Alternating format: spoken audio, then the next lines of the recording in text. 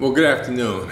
I'm back again for my weekly message. I know that last week I mentioned that I was going to take a break and not be on for a little while until I had something more substantive to say about the COVID-19 situation.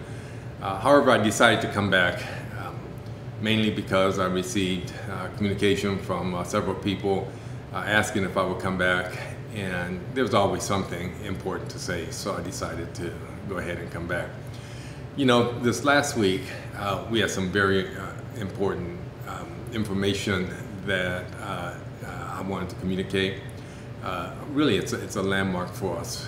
We surpassed our 50% six-year graduation rate a year earlier than our strategic plan had contemplated.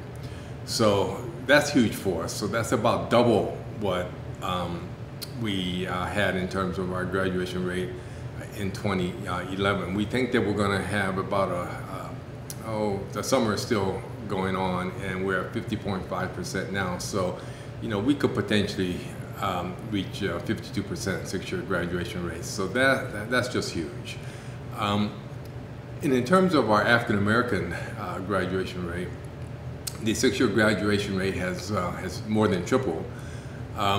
But you know, one of the things is that we've been focusing not only on the six-year graduation rate, but we've been asking students to really think in terms of graduating in 4 years and in 5 years. There's no reason why, you know, we have to wait for 6 years to graduate. And so a statistic which I share with you, which is really fabulous, is that among our African American population, our 5-year graduation rate has more than what's the word when it's 5 times? Well, anyway, it's more than 5-fold improvement from 5% in 2011 to over 25% now. That's the 5-year graduation rate. So I think that's huge and something to be celebrated.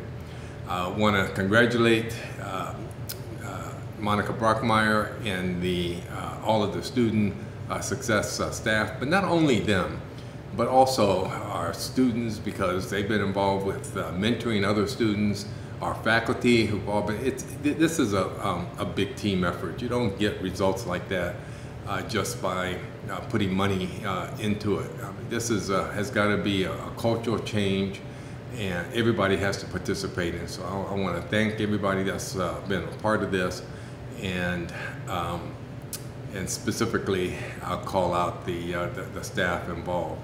You know, you're going to have haters out there, and even though this is something to celebrate, there are going to be some who's going to poke negatives into this, and don't be discouraged by that. Just continue to do the work that you're doing, and we'll just soldier on. You know, obviously the next thing that we're going to have to tackle is the racial disparity in terms of the graduation rate. Just want to let you know that the APLU, the Association of Public and Land-Grant University, sees this as a national problem, the racial disparity, and have started an initiative called Powered by Publics. 130 institutions are part of it, and we're all committed to reducing and ultimately eliminating the racial disparities. Now, there are a number of clusters of universities. We're in what's called the urban cluster, and Wayne State, because of its leadership role in student success, is the lead of the urban cluster. And so we've committed as a cluster to reduce our racial disparity in graduation rates by half by 2025 and eliminate it by 2030.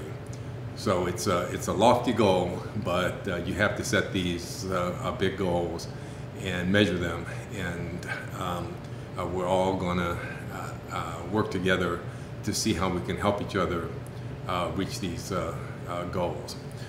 In terms of COVID-19, Michigan's doing well compared to many other states. In fact, it's doing among the best right now. And Detroit, thankfully, is also doing well. You know, we've had over 9 weeks now of decreased cases and the percent positives has also been continuing to decrease.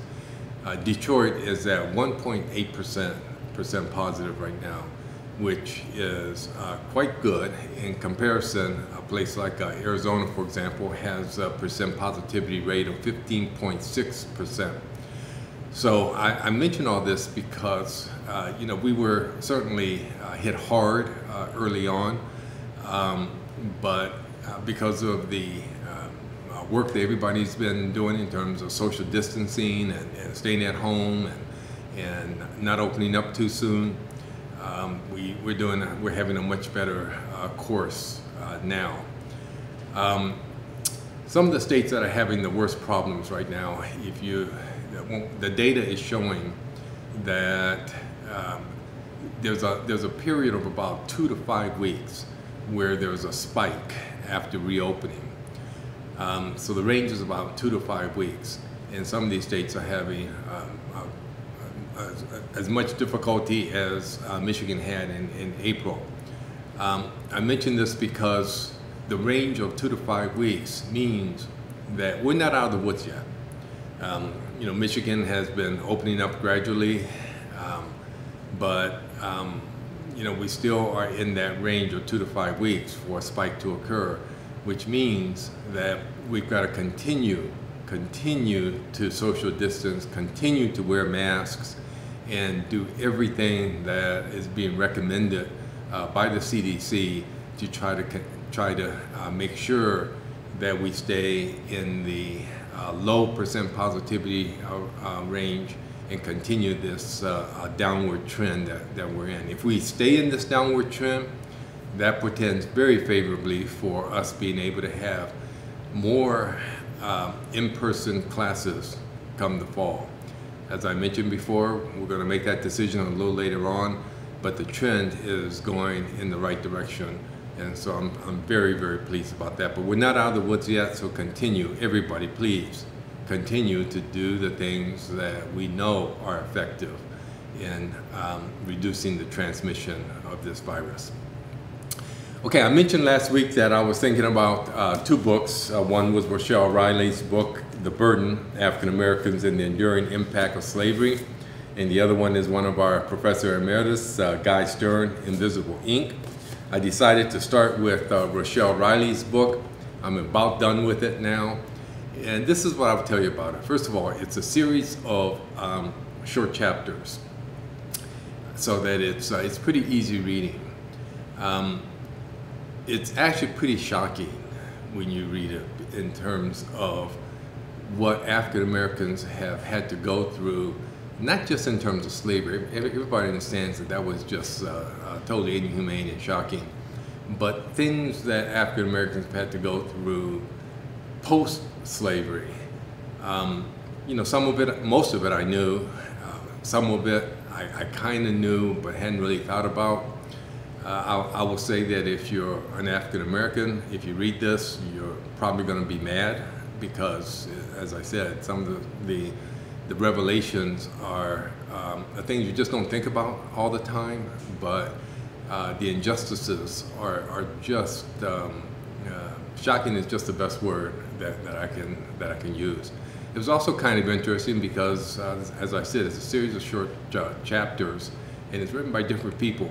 And I know some of the people who wrote some of the chapters, so that was also interesting from that standpoint. If you're not African American, I will say that the history of blacks post-slavery is not something that is taught very much in school, and I think that you'll certainly learn a lot from reading these chapters. Maybe gain a better appreciation for the real burdens that African Americans have had to carry post-slavery.